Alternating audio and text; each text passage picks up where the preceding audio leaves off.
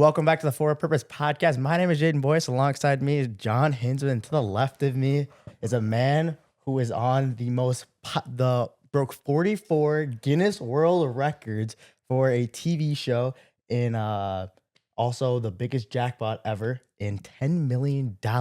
He's also the owner of Huddle Huts, science teacher, a father, and a former coach. To the left of me is Mr. Pat Hook. How are you doing today? I'm doing really good. Thanks for having me on this podcast. I was waiting for the day to get asked, and finally we made it happen. So, well, you're number 340, right? Yeah, he is number 40. 340. The thing was, so when I found out you got elected for this show, I saw you in the weight room, and I was like, if you win this, and even if you lose this, I want to have an interview with you. And you promised me, you're like, no matter what happens, I'll have an interview with you. It's finally happened. Here it is. Over how many months? We're here right now. And we're going to do this podcast a little differently. Usually you go through your early life and all that. We're going to go straight into the Beast Games. That's what a lot of the people here for. Tell us how you kind of got on the show, how that whole process went. And take us through that. Yeah, so it happened towards the end of last school year. Some 8th graders were asking me, hey, there's this Beast Games. You got to apply. It's like a $5 million game show. And I'm like, $5 million? I better check into this. So I started looking, and sure enough, they had an application. I was like, what the heck? I'll fill it out. So I went through. It was, a decent application, kind of tedious. I was like, okay, I got to talk about myself in 200 words or less. And, I filled out all these things. And then when I was going to submit it, they wanted me to make a 1-minute video. And I was like, oh, great. Okay, What am I going to do for this 1-minute video, right? So I just popped my phone up the one day in my classroom because I was like, I better figure out, I'm a teacher. I teach hormonally unbalanced teenagers. That's going to be my gig, right? So I made the video. I submitted it. Week went by, and I was like, oh, that was fun. Okay, it's not going to happen. And then about a week and a half after that, I get a phone call from Hollywood, California. I was like, telemarketer, right? I didn't answer it. And right as it hung up, it dialed again, and all of a sudden my phone's ringing. Hollywood, California. I was like, oh, that's odd. Maybe I better answer this. And I picked up the phone, and they're like, hey, this is so-and-so from Beast Games. We like your application. I was like, no way. Like, this is really going to happen? And they're like, oh, check your emails. We're going to send you some more stuff. You're going to have to fill out more application stuff. And 742 pages later, I've got all this applications, questionnaires and this and that. And they do a mental health thing to make sure I'm mentally stable, and I got to make sure I got a passport and ID. And so I filled all these things out. And once I was done with all of that, I was like, okay, now what? And then it was like a week or two went by, and I didn't hear anything. I'm like, what the heck's going on, right? And then finally got another email. Hey, okay, yep, we're still in this, and here's some more paperwork. And I was like, oh my gosh. And it just one thing led to another. And next thing I know, they're booking me airline tickets to Las Vegas. And so we went to Las Vegas to start this competition. And I'm thinking, this is a $5 million game show right now that we're playing. And we get to Vegas, and I have no idea what's going on, right? We get an Uber, we get to the hotel. There's all these people, and we're like, okay, what do we do? We're all looking at each other. There's all these lines. We get to the hotel, and they pretty much put us in solitude confinement for several days. I couldn't leave my hotel room. I had to get room service for all of our food and everything. And I was like, okay, this isn't what I thought the game show was going to be all about, right? Well, come to find out, there was a bunch of people coming in the next few days. So they wanted us all in the hotels until everyone got there. And then the day that we were leaving the hotel, we had to put on black garbage bags over our Beast Games jerseys. So they didn't want anybody to see that we were part of Beast Games at the time. Because that doesn't look weird, though. Yeah, black garbage bag over you. That's just normal. And all these people are... in Vegas. Yeah, in Vegas, right? And everyone's got their phones out, video cameraing us. And they're like, what are you guys doing? And we're like, I don't know, ask him. And then the next person, I don't know, ask him. Because we signed an NDA saying we can't say anything. But everyone's got their cameras out because they're living their lives in Vegas while we're trying to compete for $5 million, right? Why would they just have you put your jersey in a bag and walk out normal? That's what I thought. And I was like, what?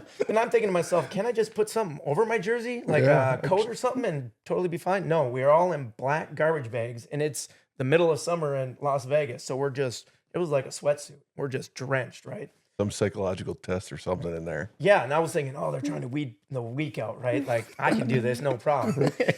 We're going to drop you off in the middle of the desert. Yeah. And that was the thing. They put us into this huge coach bus, just like we're in cattle cars, like getting into coach buses. And then they drive us all over Vegas and we're like, where are we going? Right. Well, they end up bringing us to another hotel. And I'm like, this is not right. And we sat in another hotel for 9 hours in this huge ballroom with nothing in there. And I was like, I'm hungry.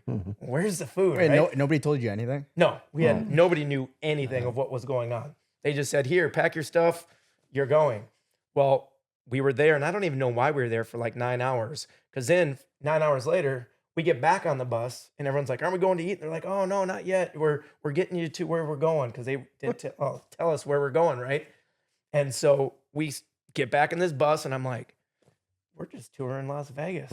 Well, eventually we went to the Allegiant Center where the Raiders play. Mm-hmm. So they drop us off and we all come in the corridors and they give you the grand, hey, welcome. We got to go through a few, miscellaneous things with you. Hope you're going to have a great time. You're going to be competing. And that's where the original 2,000 people, it wasn't just 1,000. There was 2,000 of us competing, and come to find out you had to make the top 1,000 to actually get on the Beast Games show that we thought we originally signed up for. So I was like, oh, 2,000 people. All right. And so we go down into the corridors where the players come running out, right? And they got this big hoorah and the adrenaline's going. You're like, I don't know what I'm running into right now. There could be lions in here and we're just running out and excited as all can be, right? And we run out and there's these huge boulders. There's 5 of them sitting there and we all come running out cheering and we're like, okay, what are we doing, right? And we sat there for hours, not even knowing what was going on or what was going to happen.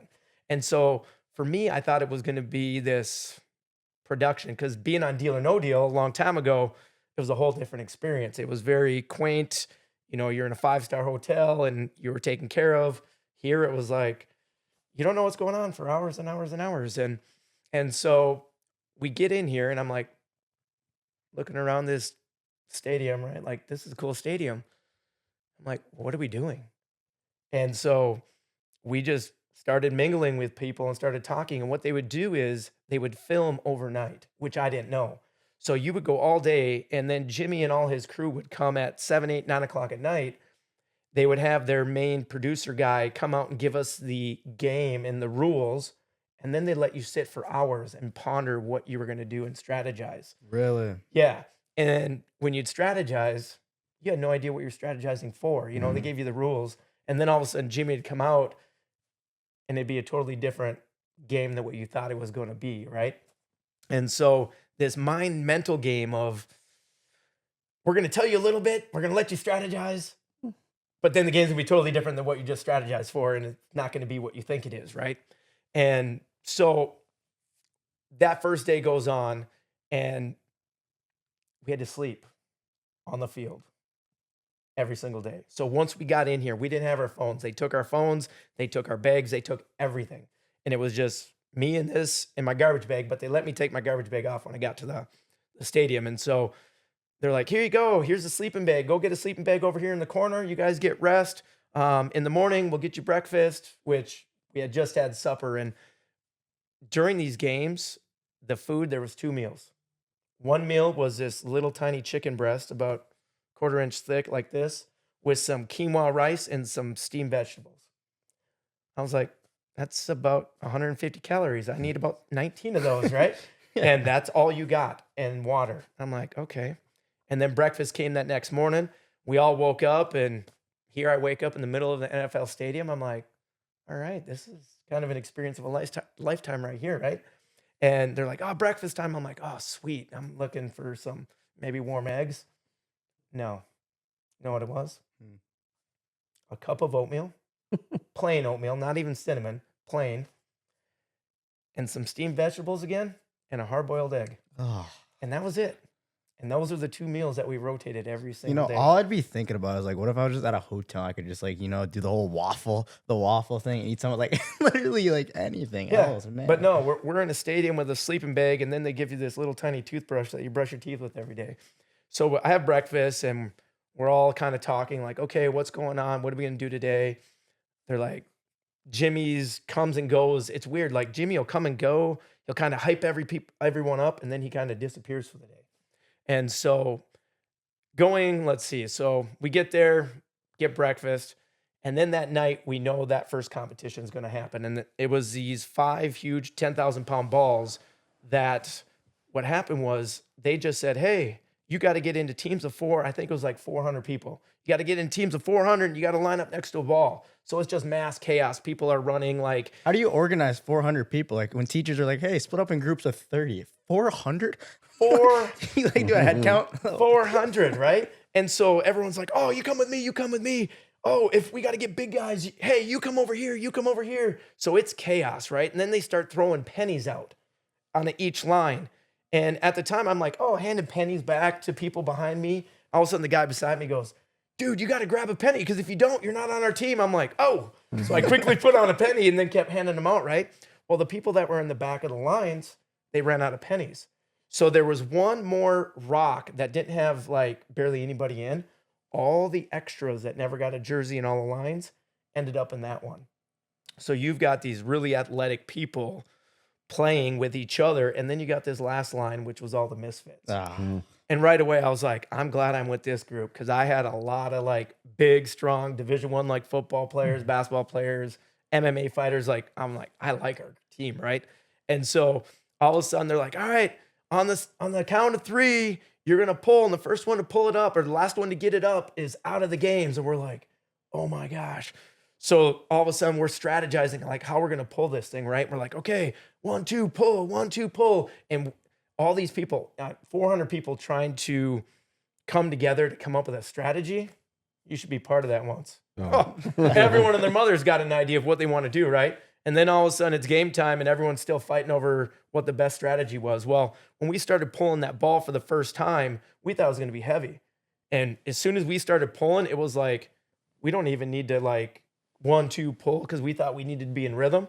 It was just, well, this is light. Let's go. And then it just turned to a turn and run. Let's go. Just run.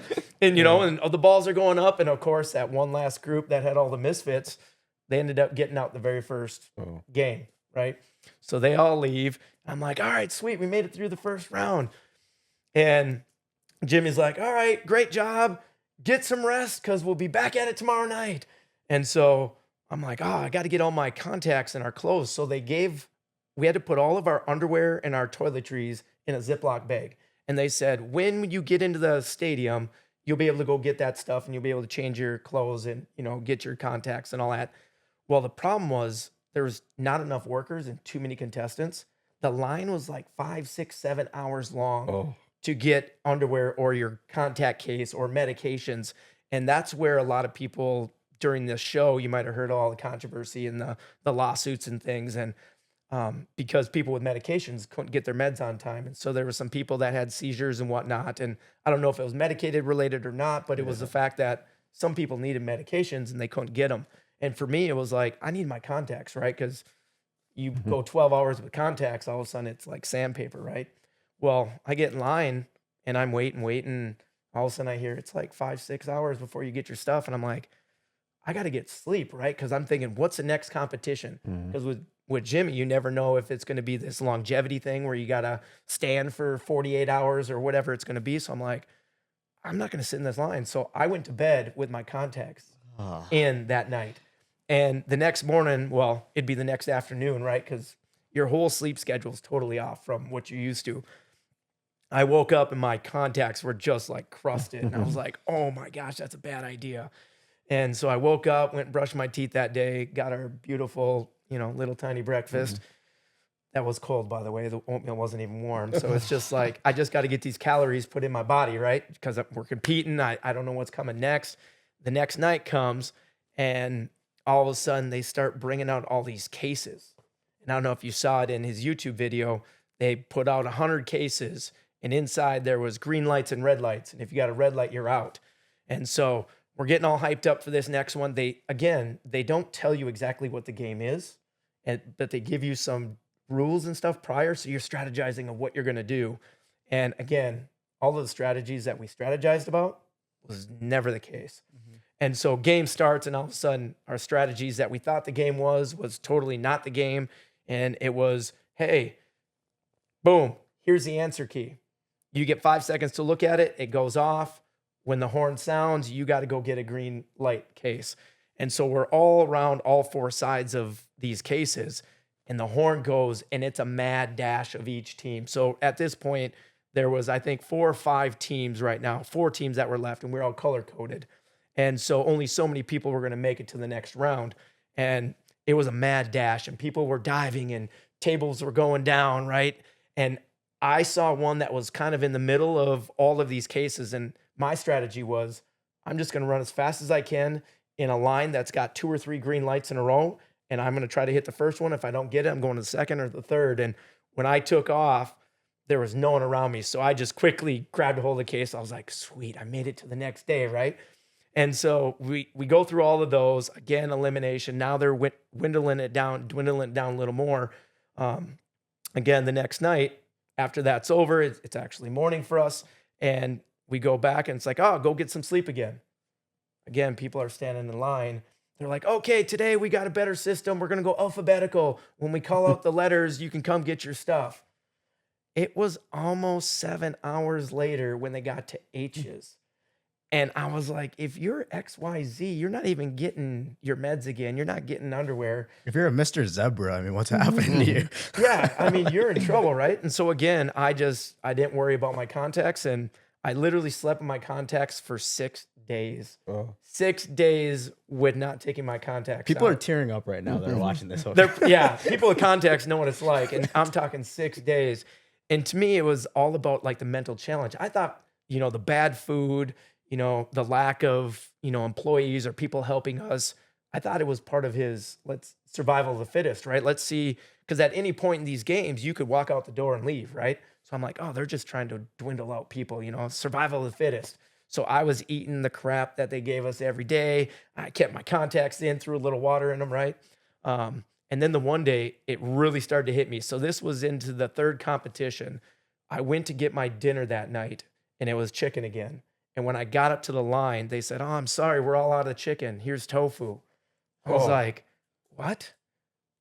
Tofu? That's it? They're like, that's all we got. Here's what you get. And the girl behind me goes, I'm allergic to tofu. And the girl goes, I'm sorry, this is all we got. And that's messed up. That's bad. That's like, come on. Yeah, and that part of it, I was like, man, you got to be feeding these people, right? She's allergic to tofu, and yet you're just saying, oh, too bad, And I tried to eat that tofu every bite I took. I don't even know what tofu tastes like. It's got to be better than what this was. It was like dry heaving, gagging. But I'm like, I got to get these calories down because this is all I'm getting, right? Yeah. So it's like I just ate this nasty tofu that night, and mentally I got to a point where I'm like, I don't know if I want to do this, right? The lack of sleep, everything's just different. You're not getting a lot of direction. Some people tell you, hey, you can go do this. And then others yell at you and say, no, you can't go up there right now, because we were stuck on the field. And at times they'd let us go up into the corridors, kind of on the main level. And that's where you go get your food and water and stuff. Could you see outside? No. So like the stadium's kind of got clear, kind of a clear ceiling. Right. So you could kind of see the sun going across the sky during the day. So you kind of knew, and then you knew when it got dark because it got dark up top. But so they were really messing with you mentally. oh yeah, total. It was. I mean, and I thought that was part of the games, right? And the fact of lack of food and whatnot. But supposedly that wasn't the case. Like they apologized later. But yes, later when half our people asked, hey, we're sorry. We're really sorry you didn't get any of your stuff, right? Yeah. So into day 3, I'm like, competitive wise, I'm like, I got to do this. I made it this far, right? I got to keep going. And so the next night, the competition was these flags, and they are all numbered 1 to 1100. And this is episode 1 then on Amazon Prime, or is this the YouTube video? So this was the crazy. So when we originally got there, we thought we were competing for 5 million, but we found out later that this part of the competition was only for his YouTube video that was going to be kind of the preview and introduction to Beast Games on Prime. And so they had 2,000 of us, going to narrow it down to 1,000 who eventually then would play for Beast Games on Prime. So I'm like, man, we kind of, I thought we were playing for it right now, and really we're just trying to make the top 1,000. And was there anything that you received for winning each one of those stages, or was that no, just the opportunity to be next? Just the opportunity to be in the next one. Like, hey, good job. Okay, but you got 2 more to go, right? Yeah. So the next one was they put out these flags, 1,100 flags, and every round they would put different flags at different spots on the field. and they had a red line on the sidelines. And so we're all on the one sideline. And they said, if you step over this line after the horn blows, you're in the game. You got to go get a flag. If you don't get a flag that round, you're out. And so they said, you can go early, you can go whenever you want. And everyone's looking at each other like, who's going first? Well, all the Division I stud athletes, young guys, they all line up and everyone's like, yep, it's all you first, right? So the first, 100, 200 were your fastest, kind of most athletic people. And I'm like, okay, when am I going to go here? I'm like, I'm 45 years old, probably not with the first group. I'm not going to go at the end with the last group, And so it was kind of one of those mental games. And you don't realize, like, when you watch his YouTube videos, you think all this happens in a matter of like a half hour, 45 minutes. The games take the entire night. So it's 7, 8, 9 hours. So the games itself are 7, 8, 9 hours of filming. So like the suitcase game from the prior night, it was one group would go and then they'd have to go reset all the cases. So it'd be hours in between each game. And then you'd all have to just go and sit and wait and then get ready for the next one. And so this one, they go and they put all these flags out, and obviously all the athletic guys go, and then it's a lull, because then they slowly bring out more flags. Like 45 minutes later, they strategically place them, and then you're sitting there and you're kind of looking and like, okay, is this a round that I'm going to go? And then Jimmy gets up, and then they start filming him saying stuff, and then you can go again. So there's a lot more lull in the action than what you see on TV. So for me, it's the mental game, right? The entire time you're sitting there like, should I go? Should I not? I've got an hour here watching, looking at these flags, right? And so what we started to do on our end was we started calling out our flag numbers. Because, you've got, at this point, I think there was like 1,400 of us, and there was 1,100 flags, so 300 people were going to get out. And we're lined up all the way across the entire field. So we're on the right half of the field, and we all start talking to each other like, hey, why don't we just start calling out numbers so everyone over here gets a flag and gets to the other side? So you get the flag, you go to the other side, and you wait for everyone to go, right? And so we're calling out numbers, and we start just hammering out all these flags. And on the other side, people aren't communicating. They're just fighting each other, right? And so you got 19 people going out, and there's only 10 flags, and 9 people get out. And so everyone's strategizing, okay, how many flags are left? How many people are left? And it got to a point for me where, again, there was 3 flags in a row, and I'm like, now's my chance. I'm going to run. If I don't get to the first one, I'm going to the next. If I don't get to the next, I'm going to the next, right? And so the horn goes, and I take off, and I'm running. There's a guy kind of right by me, and all of a sudden, he like disappeared. He went off to the right, and I grabbed the flag, and I was like, thank you, Jesus. Like, I'm down to 1,100, right? And so we get to the other side, and, you get to know a lot of people while you're there. And I've got some other guys that I met, and I'm like, let's go. You got to get across. So we start cheering then for all the others that are still on the other side. And the camaraderie that you build during these games is like no other. Like, you build some pretty close friendships from these strangers, right? Everyone on TV is like, he's a stranger. You don't even care about him. Take the money. But you don't realize the friendships that you can build during these times of where you're, not getting fed, you're not eating well, you have no communication to the outside world because you don't have cell phones, you don't even know what time of day it is, right? And so you build these relationships with these guys. And so as that game progressed, I was obviously 340. So in the actual Beast Games on Prime, all of our numbers were based on the flag number we got in this game. So 1 to 200 are your super athletic studs, where 900 and 1,000 are the ones that were, the very end. So that gets done. And at the time, we didn't know what these flag numbers represented. But we had to keep the flags because that was kind of our ticket to go get our meal to then compete in the next day. And so we do all that stuff. And this last one was insane. This is like the mind games of Mr. Beast. So he said, you got to get into teams of 100. And we're like looking around like, okay, I've got 25 people. I don't know anybody else, right? Do we trust them? What's this game going to be? We don't even know what's going to happen. So everyone's starting to collaborate with each other and, no, you can't be in our group. We don't know you, right? And so we finally get into these teams of 100, and then they tell us the game. Like, you're going to be on these podiums, all right? And the first one well, they don't even tell us the first one to step off, but they say, you're going to be on these podiums. And we're like, okay, what are we doing on these podiums? And again, a couple-hour lull for you to kind of strategize what you think is going to happen in this game, right? And so we all get on these podiums around the $5 million. So they got $5 million cash just sitting there with guards, like legit $1 bills, $5 million, right? And so we get on these podiums and it's like this big U shape around, and Jimmy comes out and he's like, all right, this is it. If you make it past this round, you're going to be on Beast Games, on Prime, blah, and everyone's screaming, right? And he goes, but there's a slight twist to this game. And we're like, oh, what is it going to be, right? He goes, if one person steps off your podium, it eliminates the entire podium of 99 others. And we're like, everyone looks at each other like, you better not be stepping off, bro. We're like, no, right? And we sat there for hours again, knowing that if someone steps off. So at this point, we think it's this longevity thing, right? You know, the weakest one's going to be like, I'm done. I can't sit here anymore. I'm getting off. Well, What if then you had to go to the bathroom? the crazy thing is, on these podiums, there's this like little cube that you see on it, and it's a sliding door. Inside there is a toilet. Oh, So the people watching don't know there's a toilet there and don't know we've been standing there for, you know, however long Yeah. we've been there. But yeah, you can go inside. It's like a little porta potty. gotcha. But those little podiums were there since day one. So when we first got to the field, those were bathrooms that were being used. oh, So this is towards the end of our time here in Vegas. It's just rancid. So it's not good. Like it's pretty dirty. So you don't want to use it, right? And then Jimmy, obviously, if you watch a YouTube video, he comes out and he starts to bribe people, right? Here's, you know, I don't even remember what the money was, $1,000 or something, 50,000, you know, $1 million. Well, the first one comes out, everyone's like, no, we're not doing this.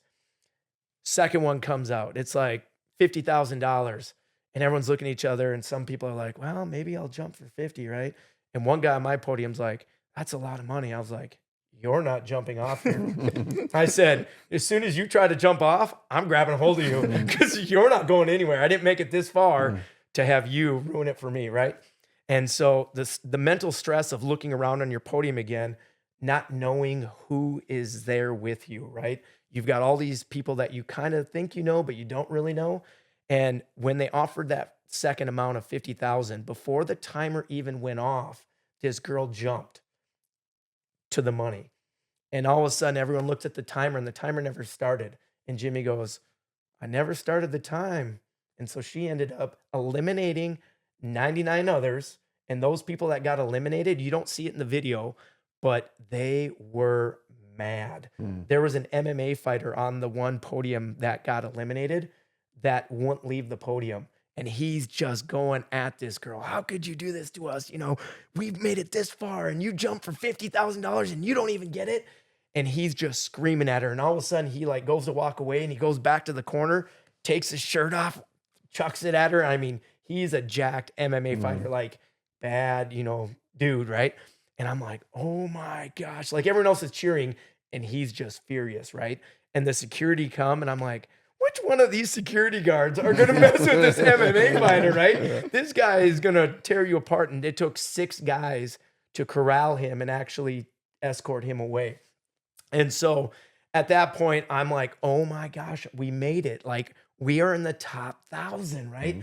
And so everyone's hooting and hollering, and then they have to do all these pictures and photographs, and they got to do more takes and all the things that didn't work, you know, during, you know, as we were competing, they had to redo some stuff. And then I'm like, all right, we're done. We're going to get out of here. No, just like everything else, the entire process, hours and hours and hours. I mean, for us to get out of the stadium, to get our luggage, to get back to our hotel, it was like, I don't even know how many hours, but again, it's probably 7 hours waiting for people to get out. Cause then they got to scan you out. Cause we had all these wristbands that actually and I felt like they were GPS trackers, right? And so they'd have to scan you in and out of each game. So they knew if you were, you know, cheating, trying to get in, whatever. So the process to get out just took forever. And at that point, you're just exhausted. You haven't slept, you haven't ate, right? And it's like, I just want to get home. I haven't seen my family. I haven't talked to my wife, you know, anything. Finally get all of our stuff. I make that first phone call home. I was like, hi, babe. Hey, girls. I'm like, they're like, how'd you do, Dad? What's going on? At that point, they don't know that I haven't even competed for the 5 million. And I was like, I made it. And they're like, what do you mean made it? I was like, well, I made the top 1,000. They're like, what? And then I have to tell them the whole story. This is only the beginning, right? And so at that point, I finally get home. and they said, we'll be in touch. We're going to be going somewhere else here for the top 1,000. So again, you come home. It was probably 3 weeks later. I finally get all the information. We're going to Toronto, Canada. I was like, okay, so now here's a whole nother. Which I want to say real quick though, I saw you in the weight room during that time, and talk about a man who like wouldn't say a thing. Like Cook is over here, like I ain't saying nothing. I'm not saying anything that's happening. You know, the NDA, you're excited about it, right? Because I'm like, I can't believe I'm in the top 1,000. I'm gonna be playing for $5 million, and it's like you want to say a little bit to people, but you're like, no, I signed the NDA. I can't. Just things you can't do, right?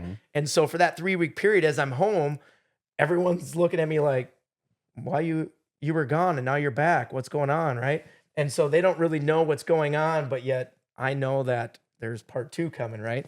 How long were you actually gone in Vegas then? So I was gone for 8 days. So by the time we left, got there, competed, got back home, it was 8 days. Did your wife and kids know that you weren't going to be able to talk to them for that period of time? They knew there'd be a time where I'd lose my electronics, because as we were leaving, they said, you won't have any communication. You have to give up your phone, because they put all your phones in Ziploc bags and they just put them away. So they kind of knew. They didn't know how long. Like, I didn't know how long I'd be there either. They just knew it to be at a period of time. Yeah. I had no idea about the Beast Games, and one day Jayden was telling me about it, so I looked it up on YouTube. And I told him afterwards, I go, this is like a cult. Yeah. I said, you watch the guys that come out there, the way they were dressed and the way they acted, and everybody's like, duh, duh, duh. I said, this is weird to me. Yeah. But now hearing you talk about it, the mind game and like the lack of food and like sunlight and all that stuff, like they were really. Oh yeah, it was, and I don't know if it was on purpose, but it was definitely a mind game, right? Yeah. And so we go 3 weeks, and again, I come home. At this point, I think it's going to be a strenuous competition, right? That's what they kind of publicize this as. So I'm like, my wife was like my trainer the entire time. She was getting me out running. We were running hills. I was working out. I lifted legs for like the first time in like 20 years, right? I'm like, I got to do this. I got to be ready for whatever is thrown at me at this point, right? Because I'm like, I have a chance at $5 million. So we trained and trained for 3 weeks. And then finally, I'm like, it's time for me to go, right? And so we go to the airport, and they said we had dressed just like what you see me without the jersey on. So I'm sitting in the airport, and I'm like looking around at people like, who made it, right? Who's going to Beast Games? And all of a sudden there's a guy, black shoes, black pants. I'm like, oh, that guy's going, right? And I kind of look at him. He kind of looks at me, and I was like, got to give him the nod. And he goes, right? So we kind of know, because again, you can't talk. You don't want to give away anything, NDA, but you're like, oh, you're going too, right? So we know we're going to Toronto. So we fly to Toronto. Well, we don't even fly to Toronto. We go into Buffalo.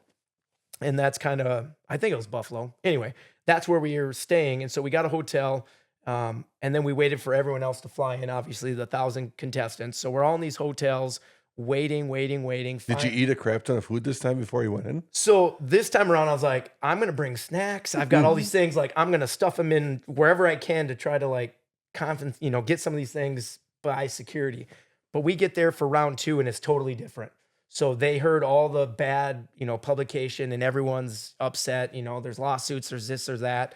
When we flew into Buffalo, it was like we were treated like kings and queens. They had snacks on our bus. They're like, you need anything else? Here's bananas, here's fruit snacks, here's, we get there, and then we get to the hotel, and they have this smorgasbord of food, right? And so they're treating us like really well. They're like, we're really sorry. We heard about Vegas. We're actually Jimmy's crews here now, because I guess they just hired random people in Vegas to try to coordinate all this. So Jimmy's people come in, and, they took care of us here now. And so we're in the hotel, and we got to get to Toronto, where we're going to be in our hotel and then going to compete, right? And so we're going across the border, and, every so often they put you in time slots when the buses are leaving, going to go across to Canada. And so we all got a time. And at that point, even the people you kind of knew that were in it, we all got split up. So you're with just kind of random people at this point, and you don't know really anybody. You try to make all these friends. And so I was 8 o'clock in the morning, which I'm like, all right, sweet. I'll get over there. I'll be able to get checked in, relax. Well, we get over there, and I'm thinking, how are we going to get across the border in Canada? Canada, like, they confiscate everything, right? And now you're taking a whole bunch of random strangers that don't know each other in a big old bus, and you're going to get through. I'm like, it's going to be hours. And we went right on through customs with very little like hassle, which I was like, wow, okay. Like maybe Jimmy's pulling some strings just trying to get people through. But then you hear about people who got stopped at the border and they couldn't come across because they had a parking ticket in Canada or a felony or, whatever. So some contestants who made it to the top 1,000 couldn't get into Canada and their games were over. And at that point, they had a replacement that they would bring in and say, oh, you're now in, right? And so we get to Canada. And again, I'm kind of thinking, okay, I kind of know what's coming now. I know it's going to be at night. I know it's going to be long days. So, I'm kind of prepping for that, with the foods and stuff and drinks. And so we get in and we get on the bus and we go the first night to compete. And I'm like, where are we going, right? And we drive these buses, have no idea. And all of a sudden we pull into this complex where I guess it's one of the biggest complexes where they do all the biggest videos like Suits and all these TV shows because it's this ginormous complex. And so we pull in and getting inside again is a hassle. Like 1,000, you're trying to get 1,000 people through the gates, scanned in, so it takes time and you just got to be patient, right? And the whole time I'm like, I just got to stay focused. I got to compete. I don't care what you're going to throw at me. I got to be ready, right? And so we get in and we get into this giant hangar and you can't even see the other end. And I was like, oh my gosh. And there's these little square podiums. If you see episode 1 in Beast Games, all these little square podiums and they go on and on forever. And they lined us up by our number. 1 was over here, 1,000 was over there. And we all got on our podiums. And again, we sat there for hours and hours, had no idea what the game was going to be, right? And then they would come out, they'd give you a little information like, hey, all right, this is some of the rules, blah, blah, blah. And you're like, okay.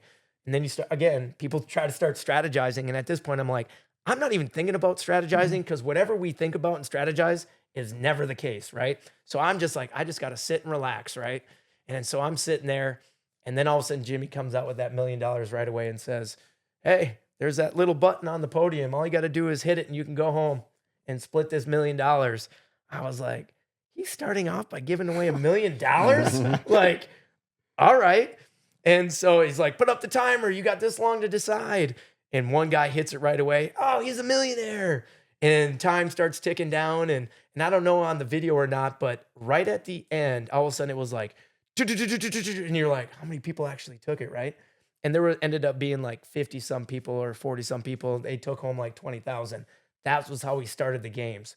And I was like, oh my gosh, it's going to get real, right? Wait, what was your thoughts like going through that? Like, were you thinking about that $1 million? Because before you told me you would only take like a cabin house or something like that. Yeah, like going into this, it was like, I want a cabin because I want a cabin for my grandkids to come, fish, hang out with grandma and grandpa, right? And so I was like, that's what I need. That's my goal. That's why I'm here. Like, I need that, right? So for $1 million, I was like, I could buy a nice cabin for $1 million if it was just me. Right. But I knew other people were going to hit it. And so at that point, for me, it was like, I'm not even going to touch this button, right? I didn't even think about it at that point. And so it eliminated some people. And we thought the games were going to be over and we were going to go home that night. No. We sat there for more hours. They start getting the next game prepped and set up. And that was a self-elimination. And that was a social experiment. What was going to happen was somebody in your row, and I would say, there's probably 100 in each row, give or take the people that took the $1 million bribe. About 100 of you, one person had to self-sacrifice themselves to save the entire row. And right away, I'm like, oh my gosh, this is a social experiment, right? Because these people to my left, 1 to 200, are the uber competitive studs that are going to die on the hill because they think they're all winning this. And I was looking over there. I'm like, they've got a shot. Someone over there is going to hit the button, right? And sure enough, the game starts. Boom, boom, boom. And in the game, it went 12, 11, 10, 9, 8, just like you would think, right? Uber competitive. No one's hitting the button. Over there, these guys barely, got in the games. Someone's eliminating themselves. Boom, boom, boom, boom, boom, boom. For nothing, though. For nothing. Right. They get all this way. I guess they get a free trip to Toronto, right? Yeah. But you get nothing for hitting this button, and people were doing it. And it got down to our 5 rows. I was row 4, and I had 1 row to my right, and I'm like, oh my gosh, what's going to happen? Because the last 3 rows not to self-eliminate were gone out of the games. And I was like, oh my gosh, oh my gosh. People were screaming at each other and push the button, push it. I'm like, why don't you push the button, guy? Don't tell someone else to push the button, right? And so I'm just sitting there and my heart's racing. I'm like, oh my gosh, please turn green, right? And then all of a sudden mine turned green. the row beside me turned green, and the other 3, boom, red. And I was like, the top 200 people in this competition just got eliminated. And for me, I was like, that's good. Like, I can't compete, competitively with athletic abilities to these guys over here. And they all got eliminated that night. And I was like, oh my gosh. So you're saying there's a chance? I'm like, there's a chance. At this point, I'm the athletic row, right? Like, I can compete now. And so all these guys, and they have trap doors. And so they start dropping everybody through these trap doors. And they make it look like you're dropping like hundreds of feet down, right? But it's only about 6 feet down into this foam pit. So you drop down, you kind of look down, you're like, oh, hey, guys. It looked really violent on the actual video. Yeah. I was like, where are these guys falling to? I know. And I was kind of like, I kind of want to feel it, but I don't want to get eliminated, right? And so I was like, no, I don't want to feel it, even though it looks kind of fun. And boom, boom, boom, they drop. And in the video, you can see they've got this, what do you call them, little hover things, drones. And they go flying, and watch all 100 people just drop one after another after another. Like, there was some pretty cool footage that they were doing. And I was like, this is going to be a cool show when it comes out. Was there some anger and anxieties after when those people got eliminated? Was some frustration? Oh, they were really mad. And you could see emotionally how torn up they were. Like, their chance of 5 million just went away because they're uber competitive. And just watching them was kind of heartbreaking. But inside it was like, I'm super excited, but I don't want to cheer because those guys are, going home and some are in tears and whatnot. And I'm like, inside, I'm really happy, but I feel for you guys, right? And so we make it through that. And this time, as we sat on these podiums and doing the games, they brought really nice food this time to us on the podiums. We could never leave the podium except for the bathroom, and we get bathroom breaks throughout, which was nice because they were nice outdoor porta potties that were clean, good food this time. So we go home that night. And again, you go home and you try to get, and this time at least we got to go to a hotel room. So we went back to our hotel rooms each day. We go back to our hotel room, we sleep, we get up the next morning, get back on the bus, go back again, right?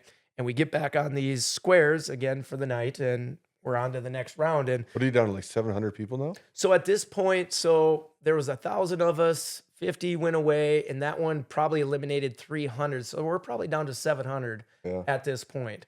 And I'm thinking, okay, some of these got to be like individual based, because right now it's kind of been random, right? And so the next game was, let's see, so it was self-elimination. Oh, yeah. So this next one was, they took these little foam shapes, right? And there was a box. And these are the mind games. So when you come in that day, on the edge of our podiums that we were on, there was a box, and you could see inside all these foam shapes. They don't tell you anything about it, right? And so everyone's looking at them right when we first get there, and what does everyone want to do? Strategize. This is going to be this game. You got to do this. And I'm like, there's foam shapes. I'm just going to wait until they tell me. I'm not going to second guess. I'm not going to strategize. Like, that's just a waste of my time, right? And so they've got these foam pieces sitting there, and all of a sudden they're like, they tell you, you're going to have 10 minutes. And there was this little orange like pylon, looked like an end zone pylon sitting on the corner. And I'm like, what's that have to do with it? And obviously everyone's like, oh, it's for this, it's for that. I'm like, yeah, whatever. But you had to put that on your podium, and you had to take all those styrofoam blocks and stack them up in 10 minutes. So for me, it was like, man, this is my STEM projects, right? I tried to build the tallest tower. I was like, I can do this. This is on me. I don't have to worry about anybody else. Like, okay, now we're getting to games where I'm going to compete because I'm better than you, right? And so the timer goes. I'm like totally cool. I grab them out, start stacking them, got mine together. There was one guy beside me. He goes to grab them out, and his very first block, he had 2 of them in his hand. He's picking them up, and they fell out of his hand. It hits and falls, and he's out of the games. He didn't even get 5 blocks onto his podium. What was his reaction? He just crumbled. He just went straight down like this, and you could tell he was like, how did that just happen, right? Right. He had 2 in his hand. All you had to do was take them out nice and easy. But again, the emotions, the stress, the anxiety you're feeling, like, you just got to calm yourself. And so I put it up, and I had lots of time left. And those trap doors, there was a little give in them, right? And so as we're doing this, they come on the speaker, and they're like, if 100 people do not have don't have it stacked after 10 minutes, because they're going to eliminate, I think, 100 more people. If we don't have 100 at the 10-minute mark, it will be the next towers to fall after the 10-minute mark. And I was like, oh my gosh. Like, I got mine stacked, so I thought I was going to be good at that 10-minute mark. And the timer goes off, and I'm like, I'm good, but what if there's not 100 people out? Like, you can't tell. I mean, you see some people around you, but you're not counting, right? Right, you don't want to rock your podium in this. And yeah, when you step on it, it gives. Yeah. So I'm standing there frozen, solid, and I'm like, okay, just get this game over, right? And again, I mean, the story of these entire games, it was a long, and I don't know how long, because obviously you don't have watches and clocks, but it felt like an eternity. And I'm sitting there and my back's getting numb and my feet are hurting, my knees hurt, like I'm not moving, and I'm like, just sit there, right? And then, which to me felt like hours. I don't know, it could have been 5 minutes. I'm sitting there, not moving, like I'm a statue, and all of a sudden my tower goes down. I'm like, oh my gosh. Because again, I don't know. Once you stack it, you can't touch it. Yeah, you can't touch it. That 10-minute mark went off. You were just at the mercy of whatever. And I don't know what happened with mine, because I never moved. I don't know if it was the air currents or winds in that, hangar or whatever, but it goes down. And again, I'm thinking, I'm out of these games, right? And it's hours that go by because they have to video replay everything and they got to timestamp it all. And so I'm sitting there like, I'm out of these games, right? And then people are talking like, oh, some people grabbed the foam pieces before the timer even started. They're out too. Like, the amount of rumors that go around in these games are unbelievable. Like, you're like, how close are you that you guys can talk? Yeah, so we're probably from, me to you away, each podium. So there's only like a 2-foot pathway in between all of them. So you're around a lot of people. And so everyone's talking, and, so you hear all this hearsay of, what's going on. Some of the stuff that I've heard was actually kind of part of the games. Like, I'm like, how did people even know that? Like, how did that get leaked, or how did you find out? And then all the other rumors that are like, oh, people are getting out because they touched it beforehand. And I'm like, did I touch it beforehand? Did I get it before the timer started? I'm like, so I'm sitting there forever, contemplating. And again, the emotional turmoil you're going through. And then finally at that point, they're like, at this point, everyone stand up. If your square turns green, you're safe and you're moving on. If it turns red, you're eliminated. And so you're sitting there looking at your square like, please just turn green, right? And all of a sudden at once, everything goes either green or red. Boom, mine turned green. And just the relief that you feel, you're like, yes, I made it again, right? And so at that point, I think we're down to like 600 and some. And so that game's done. We go home, same thing. We come back for the next round. And now this one was bribery. And the bribery, again, I'm like, this is out of my hands. And so they bring out cases of money, and now instead of our rows, it's columns, right? And so you really, the people on each side of you, but you don't know the people on the far ends, right? And it was bribery. If someone in your row now, or column, whatever, takes the deal, takes the money, it eliminates your row. And we're all looking at each other like, you good? You good? Yep, I'm good, right? And everyone's like, sit down, put your hands on your, because they've got this little iPad up here, and it's a little green button. All you got to do is hit it and you take the money. And so everyone's looking at each other and strategizing again. And all of us were like, let's stand in the front away from the green dot. That way, nobody's going to go touch it. So all of our row was pretty good. They were all up there, right? And so people, they started with like 10 grand, 20 grand. People start taking some deals, and then it gets up to 50, 60, 70,000. And now you start looking up and down, and you can see people thinking, right? Like, that's a lot of money for some people. And I'm thinking, that's a lot of money for me too, right? And then so at that point, I'm like starting to get nervous. And this girl right beside me, she's like a college kid. I could tell she had one friend in the games, and he had just taken a deal for 70 or 80,000. And they were talking afterwards. And I'm like, oh my gosh, she's going to take a deal here, right? And so I started talking to her, and I was like, hey, where are you from? What grade are you in? What are you studying? What's your major? Because I wanted to just keep her busy right at that point. Because then they started bringing out more money, got up to 90,000 and then 100,000, right? And I'm like, just talking to her, like, just keep talking to her. Don't let her think about it. Don't let her see the money, because she's going, right? And Jimmy comes out and he goes, unfortunately, everyone, we got to eliminate probably 2 more rows of people before we get to 500, because you're going to go to the city. And for me, it was like, I wanted to for sure get to the city, because the city, we heard he built this city where people were going to go compete. And I'm like, I want to see what the city's like, right? And so as I'm talking to her, another one takes a deal, and I'm like, okay, we just need one more, right? And as she was talking to me, all of a sudden she went silent and wasn't responding to me. And I'm like, oh my gosh, she's going to take the deal, right?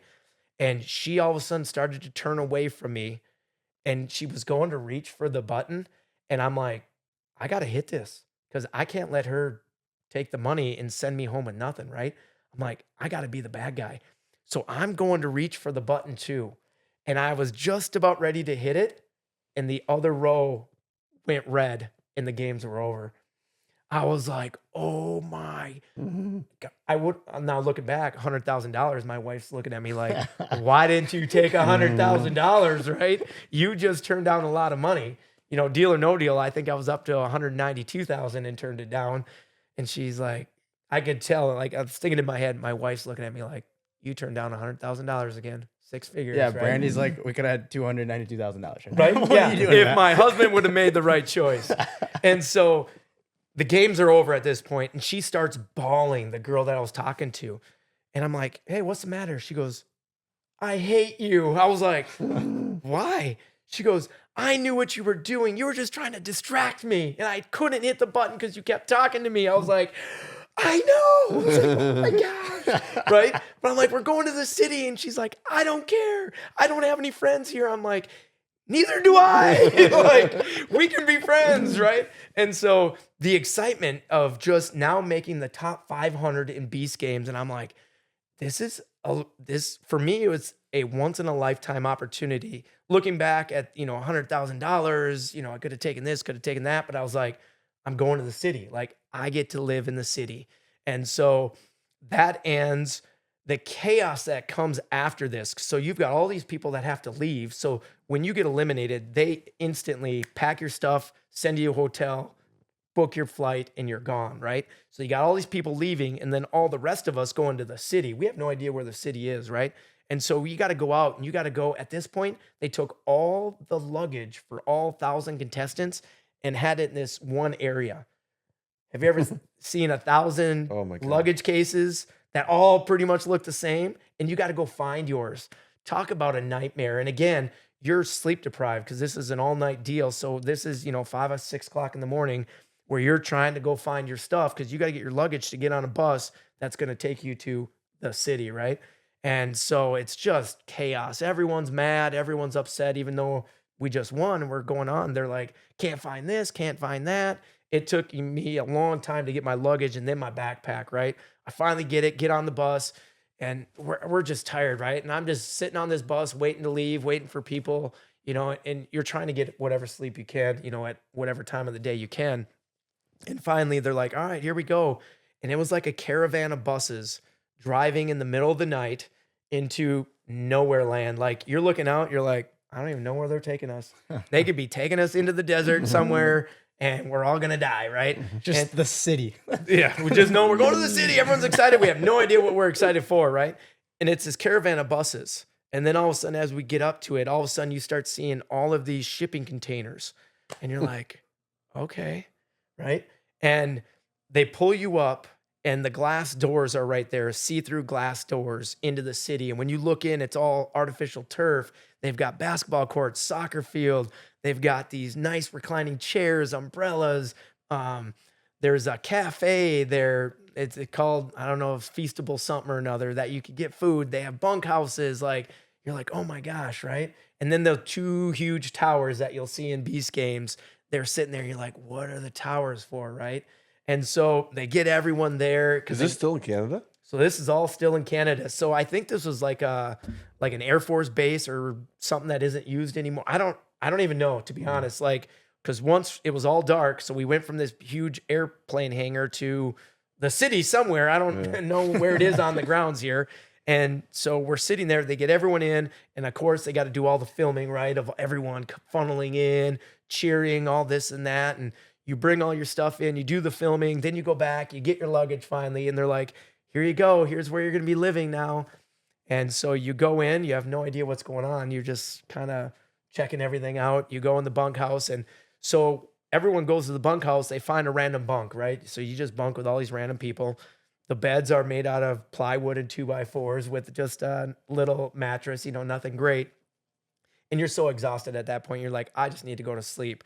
So I got my little top bunk in this corner in this bunkhouse and I went to bed. And I think I only slept maybe 1 or 2 hours. So I woke up and it was light out and I'm like, I got to go outside, right? Everyone else is sleeping. It was me and one other guy that very next morning that were out and about just kind of looking at stuff. And so I'm exploring this. I'm like, this is a cool place. Like all these things that he built for us in these games. It was like, wow, this is crazy. And before leaving and kind of learning about MrBeast and what he does, I thought maybe there was a hidden gem or token somewhere in the city that if I could get it, I got immunity. So this other guy was like, hey, what are you doing? I'm like, oh, just checking things out. He goes, are you trying to find maybe a token or something? I'm like, maybe. He goes, yeah, so am I. Let's do it together, right? So him and I, we scour everything, look under everything, trying to find a token or something. Never got anything, right? And so we go about our business that day. Everyone wakes up. You're going out, you're eating, you're throwing footballs, shooting hoops, and you were just in this city. I felt like it was the Truman Show, You're living in a bubble. Like we're in this and cameras are everywhere. Like you can't go anywhere without a camera being on you. They're in the bunkhouses. They're at the cafeteria area. They're everywhere, right? And so we hung out that day. And so that day I was like, it was a get to know you. You made it. You're the top 500. We're not doing anything right now. And I was like, okay, cool. Right.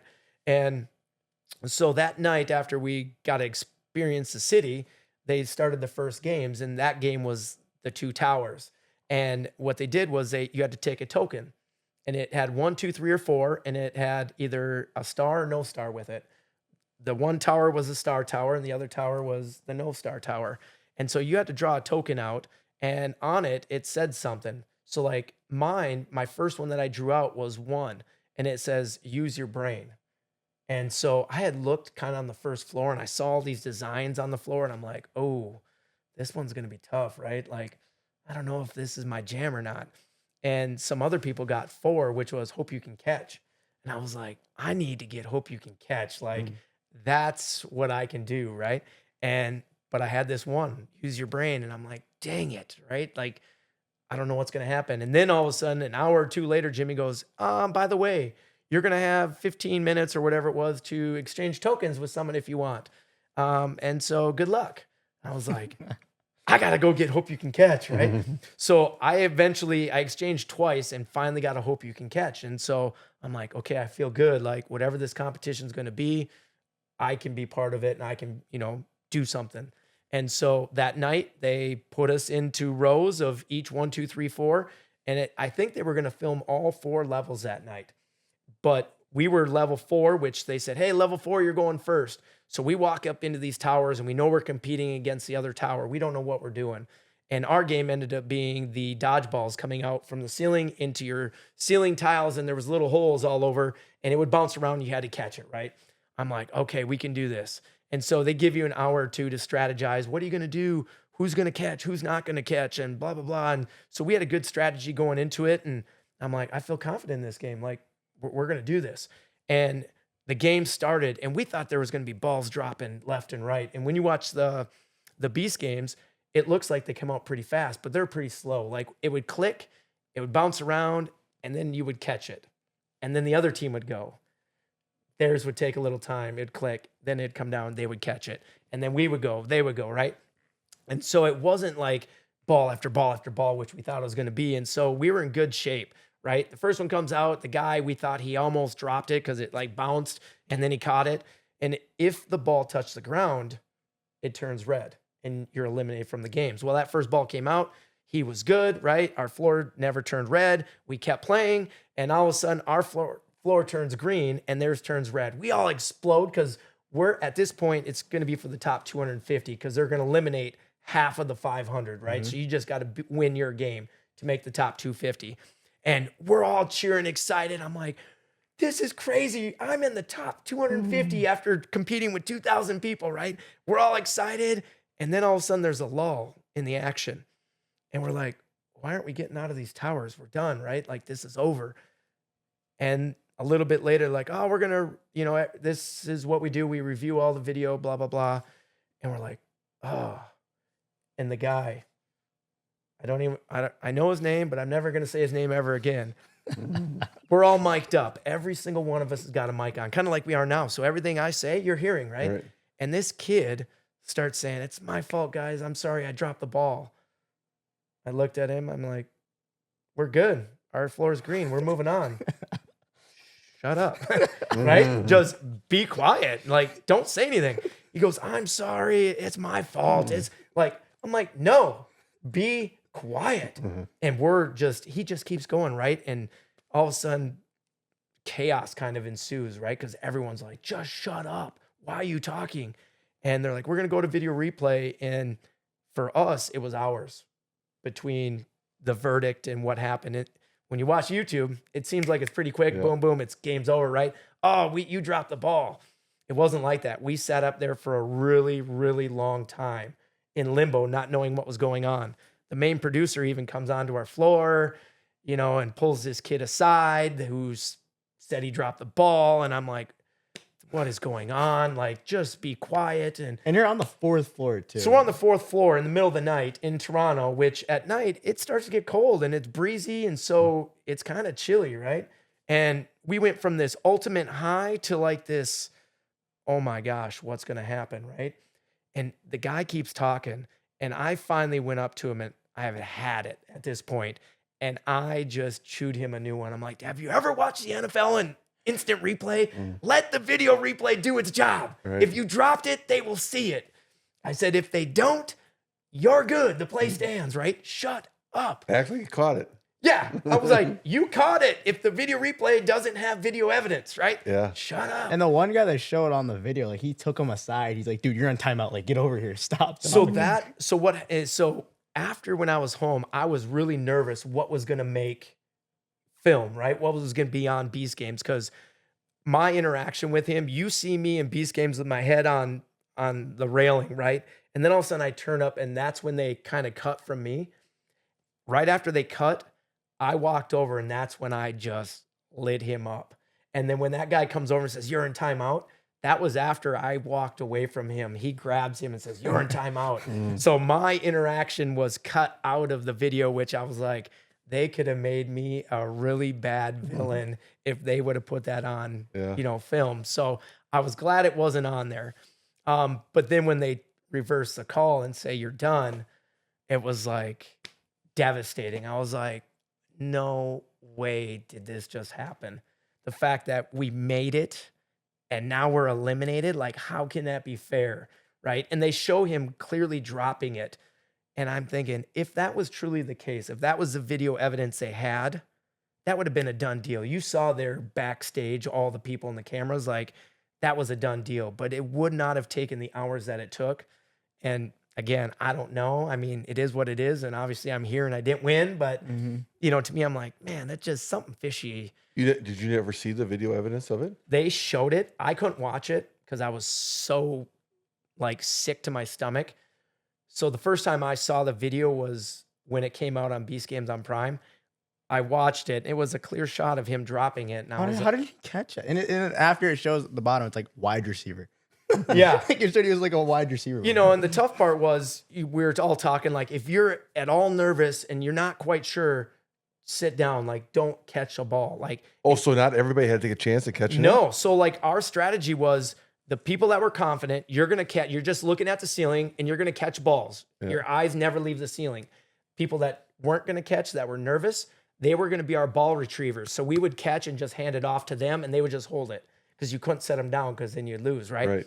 So a lot of them were just ball holders because we thought a lot of balls would be coming down, and we're just going to catch and hand off the whole time, right? And this guy is like, "I was an all-state baseball player. I'm good." Like, I'm looking at him like, I don't want to judge a book by the cover, but okay, all right, maybe you are. And then sure enough, he's the first guy to get a ball, and it comes straight down like a punt return for him. Got to keep his elbows in, and the thing goes boom, straight up in the air, right? And it comes down, and it looked like he caught it, but obviously, he didn't. And so we go out of these, 4 levels down, and right away they escort you out. And the walk of shame. It was just awful. And Jimmy comes down, and Nolan and Tariq, and they're like, "We're really sorry. This is terrible." I'm like, nothing you can do, right? And you're just like, this is it. It was fun, but the road comes to an end here. And the way it did for me, it was like heartbreaking. I'm like, man, that's not how I had this pictured, you know? If I would have lost because it was me, I dropped it, or I couldn't do it, that's something that I could live with and just be like, yeah, it was me. It was all my fault.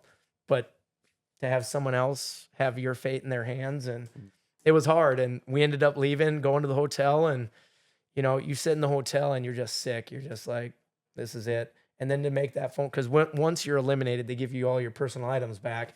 Well, that entire time, my girls didn't know what was going on because they figured no news was good news, right? And so they were at an AAU tournament in Chicago, which, looking back, I missed a lot of, my girls' stuff and my wife, and, for this chance at 5 million, right? And I got to make that phone call to them. And so when I got on the phone to them, they were actually in Chicago just kind of touring around in between games. And they're like, oh my gosh, Dad's calling. And, for them, they kind of knew it was like, is this a good or a bad call? It's kind of early. So like at that point, again, I was gone for 8 days.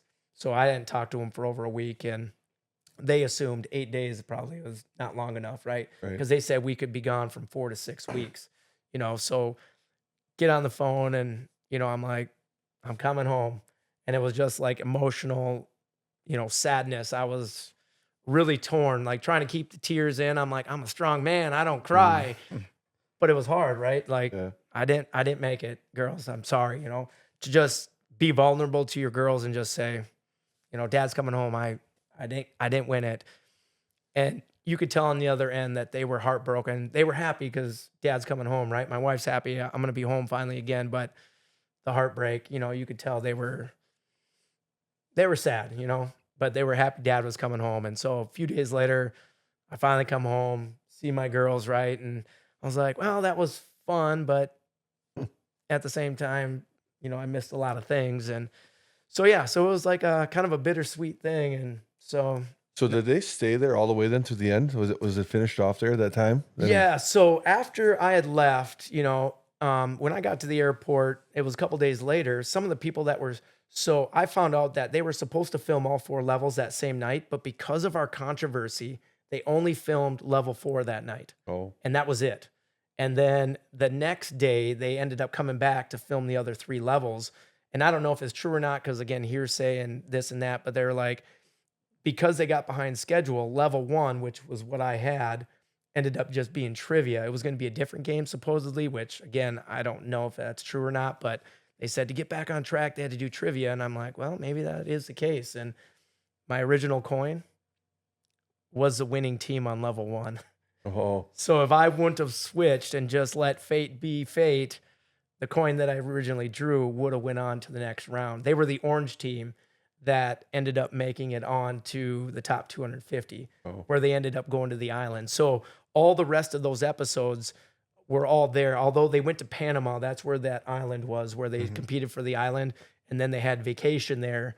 And then they came back and all the things were still done in that Toronto area, as far as I know. So, Sure. you're a diehard Vikings fan, and for another thing like that to happen for you, it's like, man, how much can go wrong? I know, I should probably expect it being a Vikings fan, always getting so close and then just not really getting it done. Would you do it again? I knew you were going to ask me that. And, something that my wife and I talked about, it's hard, being away from your family and, I'm around strangers. Like I go away, my wife's at home. She doesn't know who I'm with, what I'm doing. Right. And so you have kind of that turmoil and, I don't like to be away either from her. And I'm like, man, do I try this again or do I not? I don't know if I would. Right. So, and because you said it, so application 2, Beast Games season 2 came out and they sent it to me saying, hey, apply for season 2. Well, I got into it as like a questionnaire thing, and then I'm filling out this application, and I end up submitting an application for season 2, which, looking at it right now, I'm like, even if they would call me, I don't know. It'd be really hard, I think. I think I would want to know if I could, because for me, it's almost like a challenge or, hey, would they call me again, and would I get called back? Because, how many people? Out of the millions of applications, it's only 1,000 people, right? So the chances of me getting called back for season 2 probably aren't good. But the competitive side of me wants to be like, I want to try to see if they call me again, right? But if they were to call me, I don't know. I don't know what would happen. I haven't thought about it. I filled it out, submitted it like, hey, want to be a contestant, but I don't know. After hearing these stories, I mean, that's a tough decision. Yeah. Especially that like the YouTube video stage of that. I mean, I don't know if I would ever Boyce, there's no way you would have made that. Oh, you would have come been going crazy on somebody. Here's a can of tofu. Eat that. Oh yeah, the whole Vegas part of it. Yeah, no. If I knew that was going to happen, probably not a chance, right? But I don't know if they'd ever do 2,000 again for 1,000 because I think that was just kind of the intro for the first time ever since he was trying to break all these Guinness World Book of Records, and so yeah, I don't know. It's one of those. John, for a purpose vlog. Go on, MrBeast Games. Oh my gosh. I mean, maybe you guys should maybe fill out the application, and I mean, all you gotta do is be 18. Might have to. I will say this though, everyone who's listening to this, Hook, I couldn't imagine how many people ask you questions and stuff. Now you can say, "Hey, watch this podcast. Everything about it is in this podcast. Go there." Watch the podcast, yeah, because it gives you a lot of details, and even the details that I gave you, like it's only kind of bits and pieces. I could have went on and details of things in the hotels and other things during the games, but we only have so much time in a day to talk. But so I can only imagine in the hours you're sitting there, just where your brain is spinning, and other people starting to get like angry. And it's like you're getting hungry, you got eaten, and you're all the stuff, the thoughts, like you said, the thoughts that are going through your head. Yeah, I'd be like, man, there's something else I can be doing right now. Yeah, especially when you lose the way I did, it's like you went through all that, the mental anxiety. I probably lost 30 years of my life going through all that stress, right?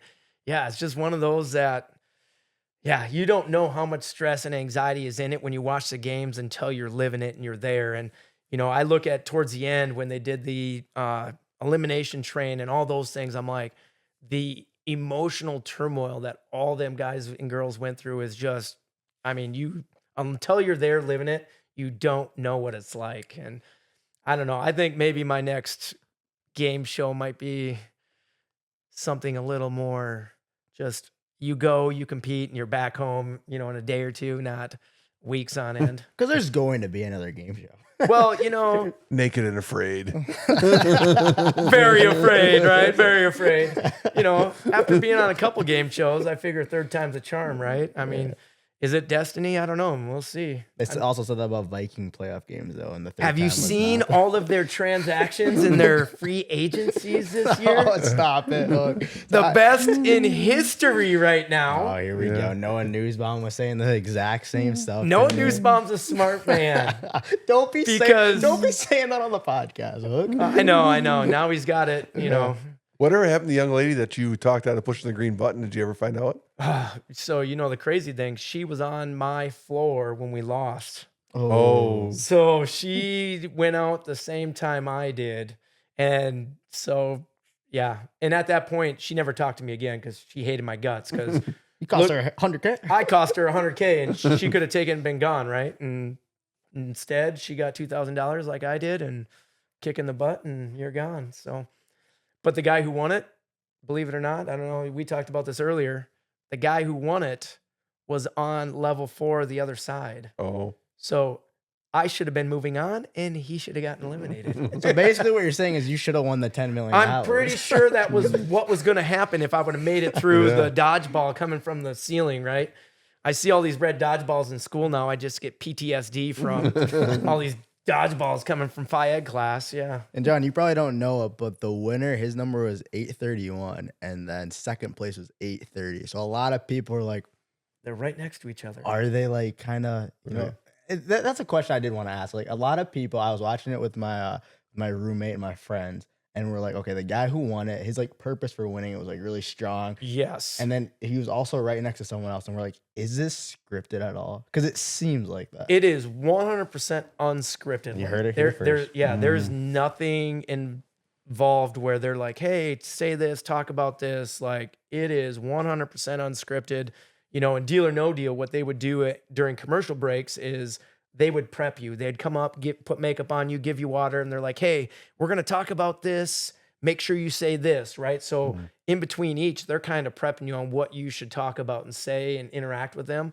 this was fly by the seat of your pants and say whatever you want, whenever you want. And, for a lot of these YouTubers, so all these people, there was MMA fighters, there was American Ninja Warriors, there's all these YouTubers and stuff that they're on it trying to just get more, publicity and more, followers on their YouTube channels. Right. And I learned a lot about these YouTubers and influencers and what they just do for their livings. And I'm like, man, I could just entertain too, right? You could. I could just be an influencer, but I'm like, I'm 45. I don't know. You can't teach an old dog new tricks. So, Right.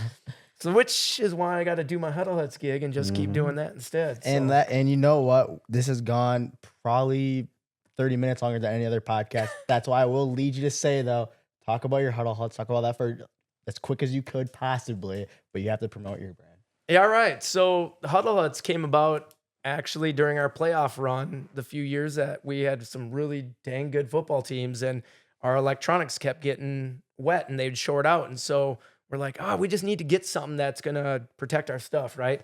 Well, nobody had anything. And so Mr. Tackman and I, John Tackman, were like, hey, let's make something, right? And so we designed a prototype. My wife works for a marina, and so we had their canvas department create a prototype for us.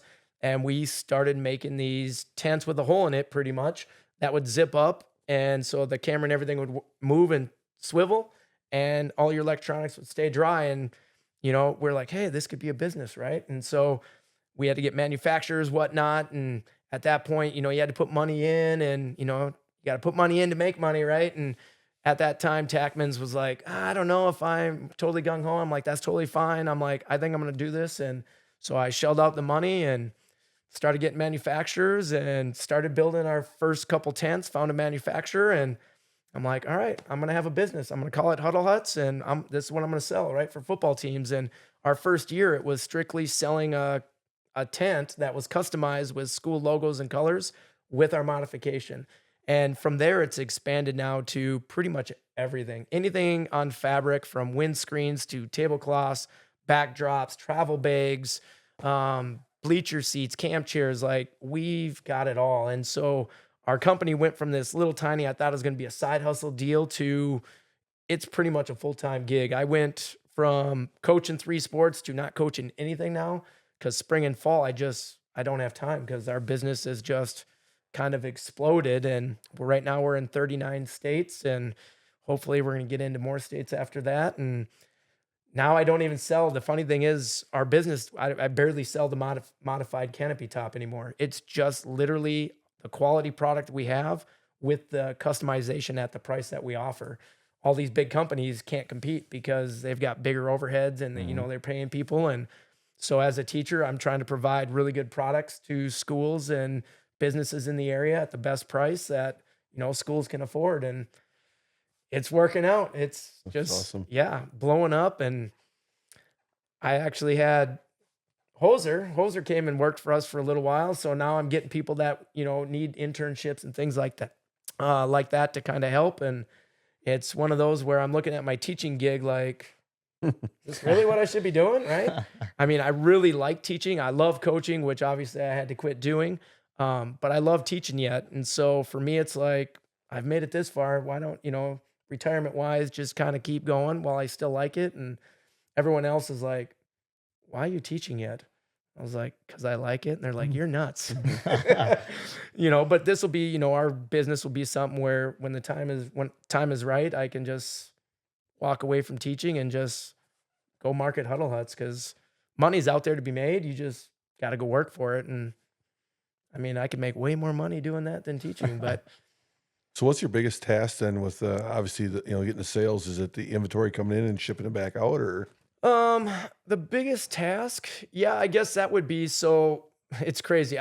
We have big 40-foot shipping containers pull up to Roberts, Wisconsin, my driveway, and I just get a bunch of high schoolers in their trucks and we unload all of it into our shed in the back. And so that's probably the most physical part of it, the most strenuous part, but shipping it out's pretty easy. I just, print labels, set it outside, and UPS comes and picks it up. I did. I went to one of the biggest high school cross country meets in the area. It was at the University of Minnesota at their home course and stuff. I went there with a buddy, and oh my goodness, there's so many Huddle Huts around there, and that's when I was kind of like, okay, Hook's he's making a living right now. Like Hook's doing it very well. I was like, there is so many Huddle Huts. There are all these schools from all these like different places, and I was just like, dang, it's starting to get out there, right? Yeah, no, yeah. We should real. probably get a backdrop here from Huddle Huts and put For a Purpose on it. We might have to. Absolutely. You know, are we in the sponsorship talks right now? Yeah, I think we probably should do that because I know a guy, right? I know a guy. Well, Hook, it was fantastic having you on this podcast. There was a lot of in depth with Mr. Beast. We loved it. Love Huddle Huts. Hey, we do have to ask a question though. As far as now, if you've grown and you've tried these different things, what's your purpose in all this? Where do you see your purpose at right now? Yeah. I mean, you said you like coaching, you like that piece, but where do you see your purpose and do you see that changing? Yeah.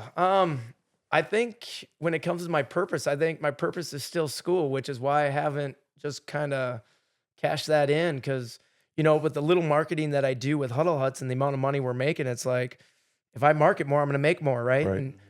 But I feel like the kids and stuff, I still enjoy making those relationships with all those kids, and to walk away from that just to make more money doesn't seem like in my heart of what I want to do. Like making more money isn't going to make me happy, and I'm not going to have the influence that I might have right now as kids. And so I feel like that's not my calling yet. So I think my purpose is to be where I'm at, make the money that I'm making with Huddle Huts, and influence the kids. Because if I walk away, who knows who's going to step into my shoes? And I know a lot of kids would be disappointed not to get up and have Mr. Hook in 8th grade. You know, the guy who was on Mr. Beast. And, so I think, my purpose is still at school. So. All right. Cool. No, that's fantastic to hear that. I mean, almost everybody I know, it seems like, would like walk away and just do the side hustle. But you have a love for teaching. Yeah. That's your calling. That's fantastic. Again, thank you for being on the podcast. I appreciate it. Fantastic having you on. And yeah, you know what, everybody? Go tune into Mr. Beast. The YouTube video, episode 1 and 2, you'll see Hook. 340. You'll see the red hair. The red hair is hard to miss, right? That's what everyone says. They're like, oh, red hair, that's him right here. Yeah. The red hair is impossible to miss. But thank you guys. Have a great night and go Panthers.